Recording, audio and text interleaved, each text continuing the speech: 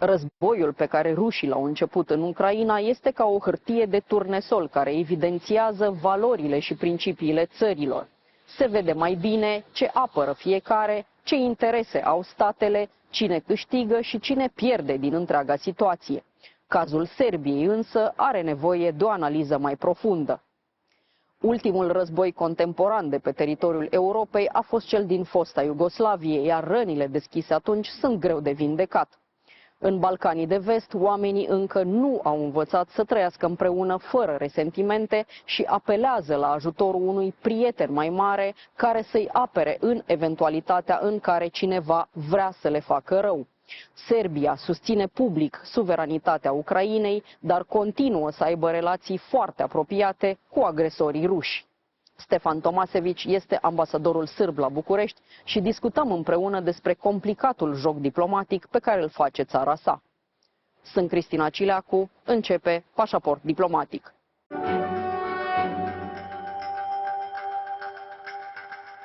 Stefan Tomasevici, ambassador of Serbia in Bucharest, welcome to Diplomatic Passport.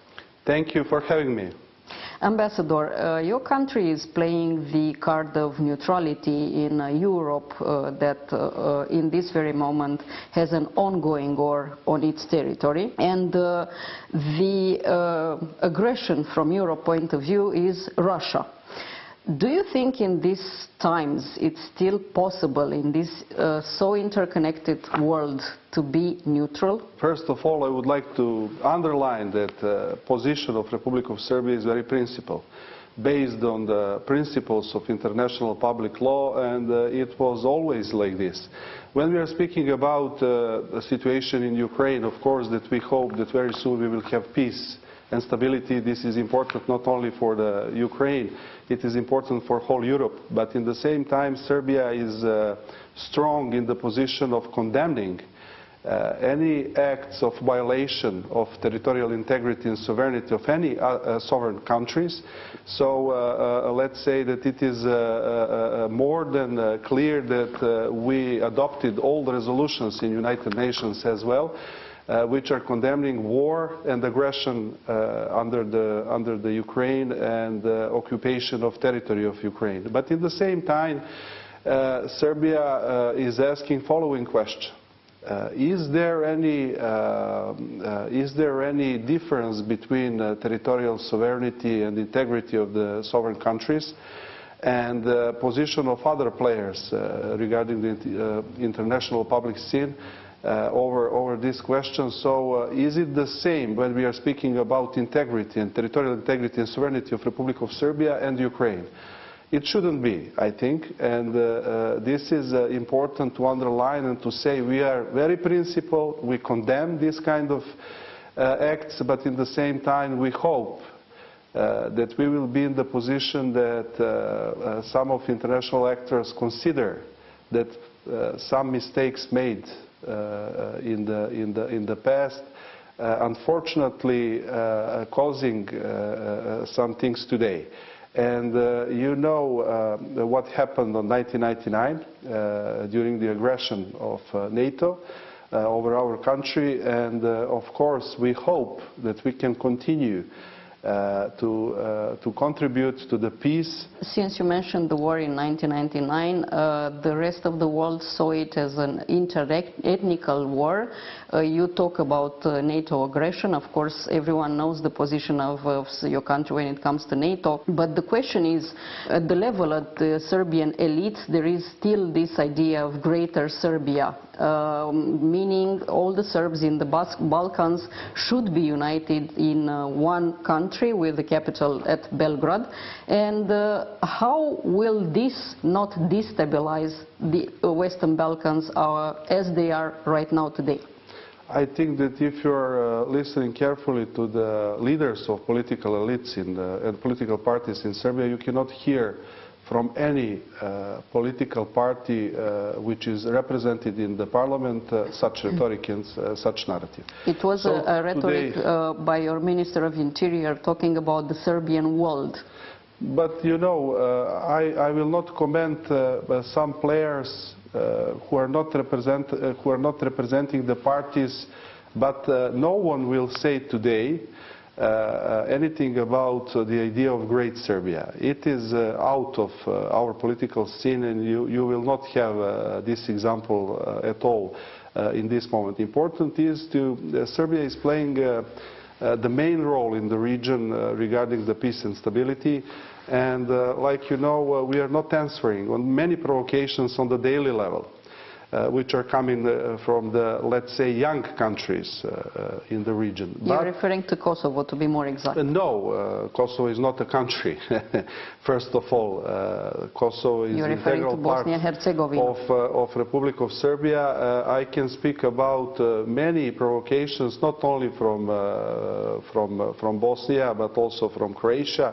And unfortunately, some things are not responsible from the actors who are leading these countries, but in the same time our position must be very responsible, because we want to make the region like the region for the future generations, based on the main principles of EU as well.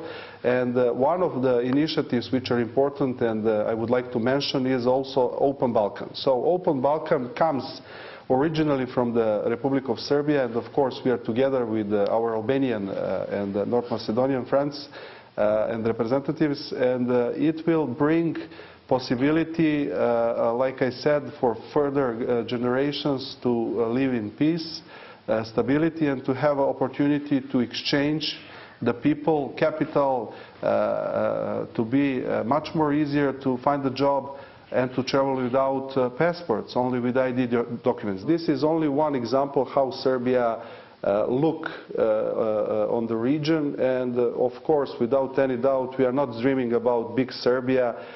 We are dreaming for more prosperity for our people, for better relations with our neighbors, and to live in one very, very... But how can you do this, Ambassador? This is a very good idea. Everyone, I think, wants better relations with the neighbors. And what you said is right. We all need to think for the future.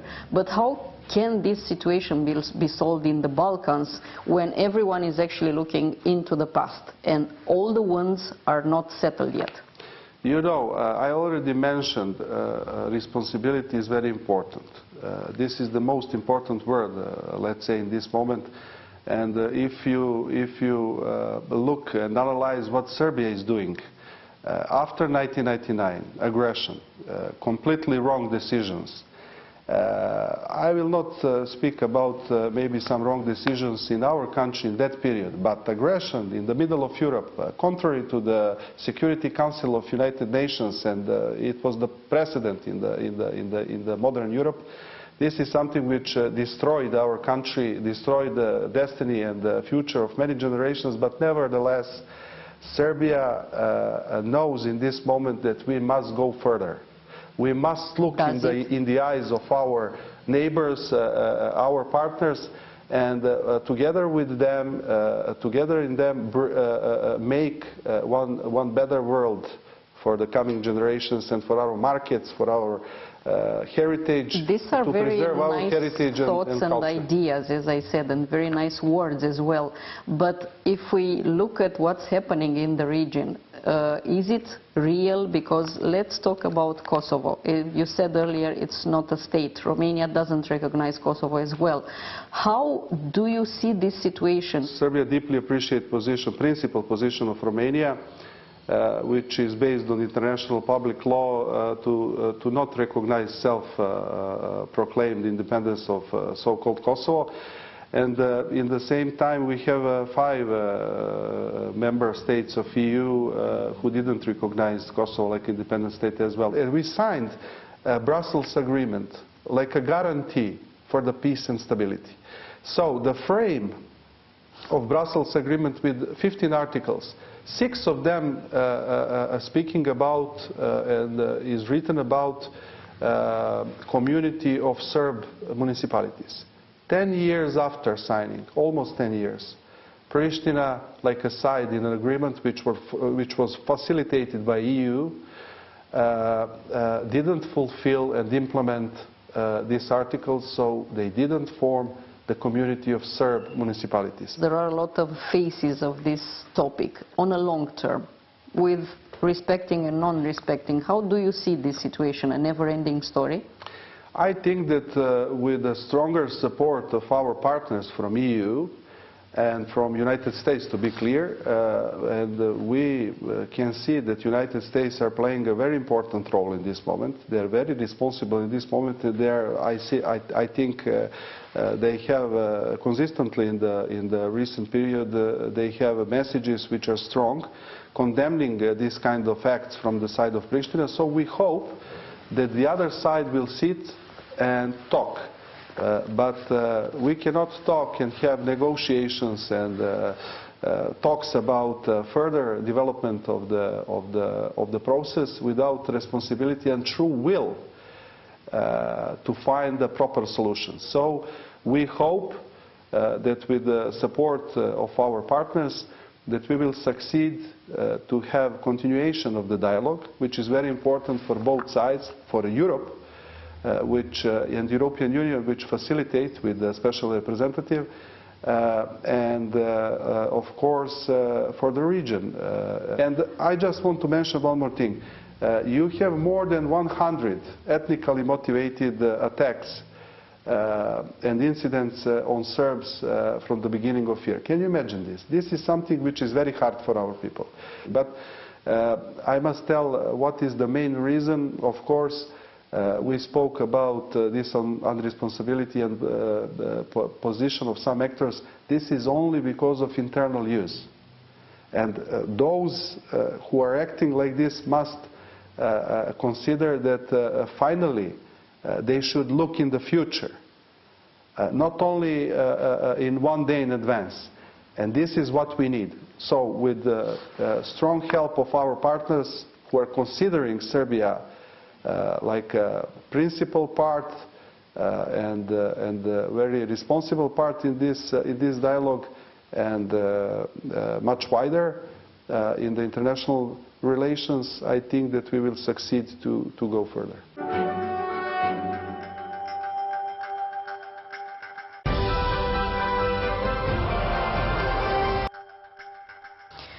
Let's go back to your relationship with Russia, because the bond between the Serbs and the Russians is old and it's very strong. It's a known fact. In the same time, most of the Serbs are not necessarily pro-Russian, although there are demonstrations supporting what Putin is doing in Ukraine on the streets of your country. In the same time, Serbia wants to be a member of European Union, and you do receive a lot of money from the European bloc. Your Minister of Foreign Affairs and the Minister of Foreign Affairs Lavrov of Russia signed recently a plan of consultation, and there are no known information about this plan. Go again to this neutrality. How can you be neutral but in the same time sign a pact with somebody that actually started the war in Ukraine? First of all, like I said, we were very principled and very strong in the position to condemn any violation and war, which is right now we have in Ukraine. I will add something to your question, sanctions. And big pressure regarding the sanctions which we are facing with. Because your country had sanctions. You know, I must tell you, we suffered a lot from sanctions during the 90s. And do you know what we conclude after all this? They're affecting ordinary people, not political elites at all. And that's a known fact. But and then again, it's the only solution. And at the same time, let's speak about diversification. Let's speak about possibilities, because in this moment we need to open our country and to be able to attract a lot of things related to the economy and the vital parameters for any country. And in this moment when we are speaking about diversification and energy supplying, we are 100%, almost 100% dependent on Russian gas. So please, we should consider what we can do together with the EU. You mentioned the EU is, of course, the primary goal and the strategic goal of our country, and we are streaming to become full member as soon as it's possible. But in the same time, we need this kind of position of our partners to understand position of Serbia. First of all, because, and I will go back on Kosovo and Metohija, how can you account that Serbia can involve sanctions to Russia? Because everything else we did, we condemned. We adopted a resolution. Ambassador, but since you're talking about how principled Serbia is, how can you sign deals with Russia? There is no deal. I will explain you about this memorandum. This is something ordinary on the year level, which we are signing with any other country. How come over this is nothing new, nothing new. Again, how come over this specific pact there are no public information? You could find in a lot of media information about this, and nobody wants to put aside this or made like a secret, like a thing which is not good to be visible. But again, you know that Russian Federation is against independence of Kosovo and Metohija, and their vote in the Security Council is very important for Serbia. So it's not so easy to speak about some vital interests of our country to not mention these things. Ambassador, the world, I think, has nothing against Russia, only has something against Russia that is aggressive to its neighbors, to underline this as well. How would you describe Serbian relation with Russia? Is a friend, is another neutral country? How would you describe this relationship? Tradition of our relations is long, but at the same time, I told you what are the main pillars of this kind of cooperation nowadays. Unfortunately, we don't have many more countries in the Security Council, only 5. And 2 of 5 are against independence of Kosovo. This is vital interest of our country, and this I will put on the first place like something it's so it's this very is the important main priority, because after your country, let's say, will have independence of resources in energy, you are working on it, it will still remain a strong relationship. I can tell you that in the same time we can compare this relation with other relations. We have also very good, and we are rising this kind of relations with the United States in this moment.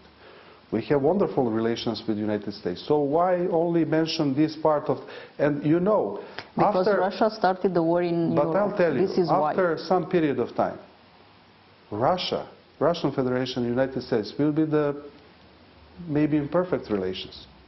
We all hope so. We are small to be divided and to be in the position to condemn only one side, and of course everything we need to condemn those who aggress others. We need to condemn, and we already did, like I said, because we suffered a lot from the wars and from something which happened to our country. So nobody has to letting us know how much this is important. You are ambassador in Romania, and our countries are known for being quite friendly to each other. So what is your mission here? The most important thing for me is to strengthen relations between Romania and Serbia, because our countries and our people deserve it. We have wonderful national minorities on both sides. We have great history of our relations. We had 2 queens with Romanian origin. We have a lot of important people who developed our societies. You mentioned the energy sector. I hope that we will have very soon a gas pipeline between Mokrin and Arad, that we will have Portile de Fier 3 very soon, which is important for energy sector for both countries. Danube is a very important thing, not only because of transport, but also because of the touristic potential of Danube for both sides. I'm very pleased that we had a visit of our foreign minister here recently, but not only our foreign minister, we had Minister of Transport, Minister of Energy. I hope that soon we will have Prime Minister and of course our President, if it will be possible, and I hope it will. But also it is very important for us that Romania giving big support to Serbia regarding the Serbia-EU pact. But of course the most important thing for our relations is the fact that Romania like I said, is on the position to deeply respect international public law and didn't recognize self-proclaimed independence of so-called Kosovo, and these are the main pillars of our cooperation, and I hope that it will still be in the future.